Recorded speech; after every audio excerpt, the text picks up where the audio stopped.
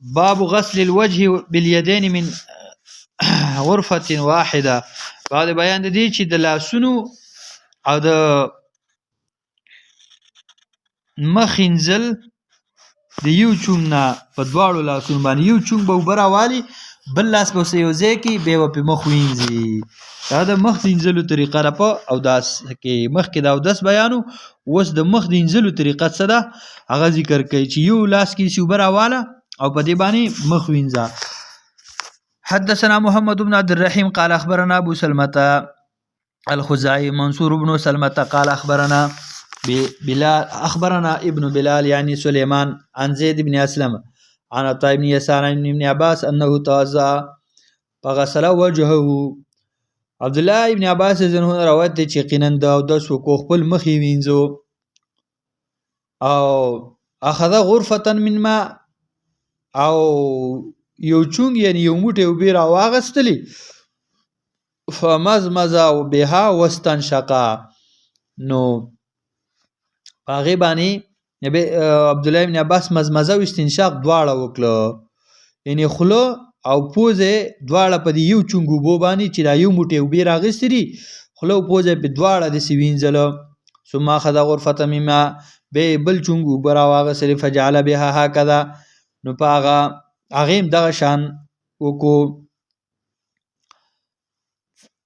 اضافها الى يده الاخرى. نو دغه بل چونګوبې چې راواغستې نو د بل لاس سره هغه یې یو ځای کړو، د خپل لاس یې د بل خپل لاس یو ځای کړو.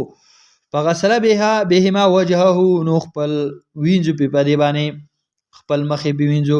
ثم اخذ غرفة من ما بیا یې راواغستل هغه بل چونګوبه فغسل بها يده اليمنى. وینځو په هغې باندې هغه ښی لاس خپل ښی لاس. ثم اخذ غرفة من ماء فغسل بها يده اليسرى. بیا یې راواغستو بل چونګوبه په هغې باندې وینځو ګس لاس ګسه مټه یې پې وینځله. ثم مسح برأسه. بیا یې مسح وکړه په سر باندې.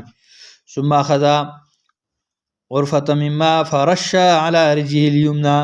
بیا یې راواغستو بل چونګ د اوبو په خپله خپه ښی خپه باندې هغه ورواړه حتی غسلها چې دا ښی خپې یې وینځله. ثم اخذ غرفة اخرى. بیا یې بل چونګ اوبه راواغستلې یو بل موټی اوبې راواغستلې فغسل بها رجله اليسرى. یعنی رجله یعنی وینځله پې خپه معنا څه یعنی اليسرى.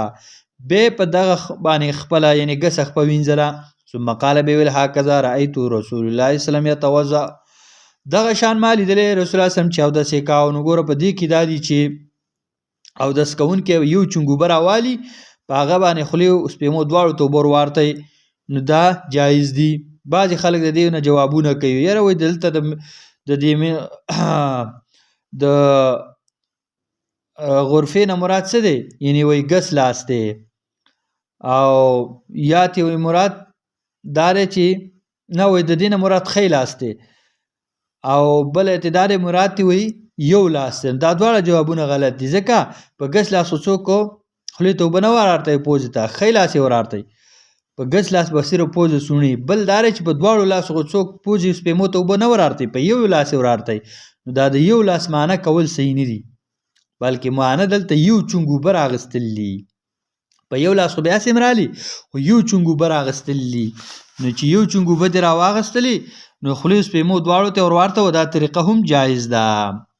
او د دې حدیث نه جوابونه کول پکار نه دي چې دا د امام شافعي صاحب حدیث او کنې دې نه به جواب کې. بل دا دی چې دلیل یې په دې چې کله یو سړی اودس کوي نو یو چونګ یو موټی اوبه دې راواخلي او د هغې سره بل لاس یو ځای که او بیا پې مخ وینځه. دا نه چې دواړه لاسونه یو ځای کلي اوبه رالې. د دې وجې نه په دې حدیث کې دا دلیل دی چې په یو چونګ اوبو باندې د خولې او پوزې وینځل هم جایز دي او ورسره چې یو چونګ اوبه راوالي بل لاسو سره یو ځای کړي نو په دې باندې مخ وینځل دا سنت طریقه ده.